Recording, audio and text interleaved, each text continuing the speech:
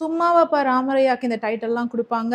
Code, greatest of all time, OG, old gangster, மூத்த குடி, இந்த மாதிரி எல்லா பேர்லயும் ராமரையாவை குக் வித் கோமாளி ஷோல கூப்பிடுறத நம்ம பார்த்துருக்கோம்.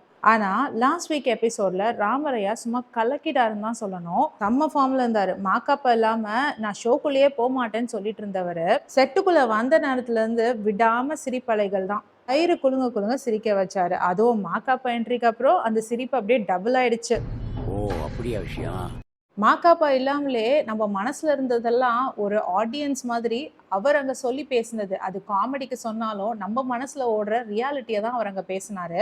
கப்பிள் ஷோன்னு சொல்லிட்டு 2 பேருக்கு சம்பளம் கொடுத்து ஒருத்தரை மாடியிலேயே உட்கார வச்சு தேவையில்லாம பணத்தை வீணடிக்கிறீங்கன்னு ஒரு பக்கம் சொன்னாரு. இங்க இருக்கும் குக்குங்கலாம் அப்படின்னு ஒரு வார்த்தையை சொன்ன உடனே பொங்கி எழுந்துட்டாரு. இங்க யாரையா குக்கு?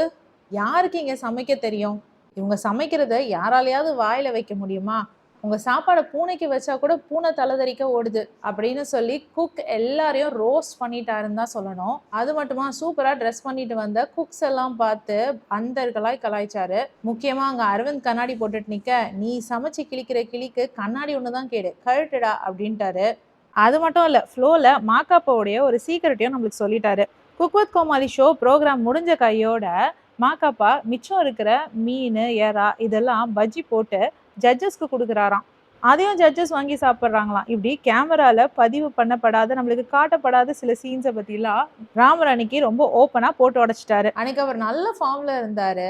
ஆனால் என்ன ஆயிடுச்சுன்னா, இவர் லைட்டாக ஜட்ஜஸ் பக்கம் திரும்பினாரு. அதில் முக்கியமாக இந்த ஷோக்கு எதுக்குடா 4 ஜட்ஜுன்னு நம்ம கேட்டுட்டு இருக்க அதே கேள்வியை தான் அவரும் அங்கே கேட்டாரு. ஆனால் அதில் பாருங்க, ரோஜா மேமுக்கு சட்டுன்னு கோவம் வந்து எழுந்து போயிட்டாங்க. இது ஆல்ரெடி ப்ரீ பிளான்டா கூட இருக்கலாம். ஆனா ராமர் வந்து நிறைய தடவை மன்னிப்பும் கேட்டாரு, துணி போட்டு தாண்டினாரு. அதெல்லாம் பார்க்க கொஞ்சம் கஷ்டமா தான் இருந்தது. பட் கடைசி வரைக்கும் அது பிராங்கா இல்ல நிஜமாவே ரோஜா கோவப்பட்டு எந்திரிச்சு போயிட்டாங்களான்னு நம்மளுக்கு சொல்லவே இல்லை. அதை விடுங்க. எப்படி வந்து குரேஷியும் ரங்கராஜும் ஒரு காம்போவும், அதே மாதிரி ராமரும் மாக்காப்பாவும் ஒரு சூப்பர் காம்போன்னு சொல்லலாம். வயிறு குலுங்க சிரிக்க வச்சாங்க. இந்த தடவை மாக்காப்பா ராமரை கலாய்க்க வந்து நிறைய இடத்துல மொக்க வாங்கிட்டு போனது தான் மிச்சம். ராமர் மாக்காப்பாவை பார்த்த உடனே கலாய்க்க ஆரம்பிச்சிட்டாரு. என்னப்பா வெயிட்டே போட மாட்டேங்கிற, சதையே இல்லை அப்படின்னு சொல்ல கவுண்டர் கொடுக்க மாக்காப்பாவை கொஞ்ச நேரம் கூட யோசிக்க விடல. பின்னாடி ராமர் கண்டினியூஸா கவுண்டரை போட்டு தாக்கிட்டாரு. ராமர் மாக்காப்பாவை பார்த்து, கடன்காரெல்லாம் வந்தா இவன் இருக்கிற சைஸுக்கு செவுத்துல இருக்கிற விரிசல்ல போய் ஒளிஞ்சுப்பான், செவுத்துல இருக்கிற பல்லி மாதிரி, இவனால எந்த ஒரு சந்திலையும் ஈஸியா ஒளிஞ்சிக்க முடியும்னு சொல்ல சிரிப்பு தாங்கலன்னு தான் சொல்லணும். அது மட்டுமா இன்னொரு காமெடியும் சொன்னாரு. மாக்காப்பா வீட்டுல ஃபேனும் ஏசியும் சேர்ந்த மாதிரி ஓடாதான். ஏன்னா ஃபேன் ஓடினா மாக்காப்பாவும் சேர்ந்து சுத்துவாராம். அந்த அளவுக்கு அவர் வெயிட் கம்மியா இருக்காருன்னு கிண்டல் பண்ணிட்டு இருந்தாரு. மனுஷன் எப்படிலாம் யோசிக்கிறாரு பாருங்களேன். மாக்காப்பாவும் அதுக்கு முடிஞ்ச அளவுக்கு கவுண்டர் கொடுக்க பார்த்தாரு. நான் 1/4 கிலோ வெயிட் எடுத்து பாக்கெட்டுக்குள்ள வச்சுப்பேனே, அதனால நான் சுத்த மாட்டேனேன்னு சொன்னாரு. இருந்தாலும் ராமர் கலாய்க்கு முன்னாடி இதெல்லாம் எடுபடலைன்னு தான் சொல்லணும். இது ஒரு கப்புள் ஷோவா கூப்பிட்டதுனால அட்வான்டேஜ் யாருக்குன்னு பார்த்தா புகழுக்கு தான் சொல்லணும். ஏன்னா புகழால பெருசா ஃபிளர்ட் பண்ண முடியல.